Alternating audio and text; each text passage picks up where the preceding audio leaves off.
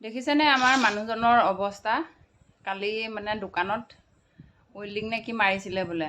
তাৰপিছত চকু লাহে লাহে পুৰিলে, পৰি পৰি গৈ গৈ অৱস্থা নাই, চকু মেলিবকৈ পৰা নাই। ৰাতি লগৰ দুজনে থ'বলৈহে আহিছিলে।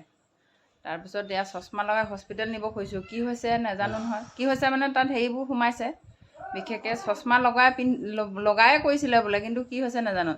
চাওঁ খোলা হ'ম। চকু মেলিবই নোৱাৰা, ধোঁৱাটো সোমালে পায়। বুলি কয় চকু মেলিব নোৱাৰে। মোৰ চকুলৈ চালে চকু পানীহে ওলায়। চকুটো বেলেগ বেয়া। এতিয়া হস্পিটেল লৈ যাওঁ, কি দিয়ে সঁচাকৈ দেই। কেতিয়া কি আহে একো ক'ব নোৱাৰা। মোকহে আকৌ এই দম দিছে। তেওঁ সেইবোৰ কাম কৰিছে, ৰাতি আকৌ মইহে গালি খাইছোঁ। এতিয়া মোবাইল চোৱা বাদেই একো কৰিব পৰা নাই। আনকি পেচাব কৰিবলৈ হাগিবলৈ যাবলৈও তাৰ দিগদাৰ হৈছে। খুপি খুপিহে গৈছে।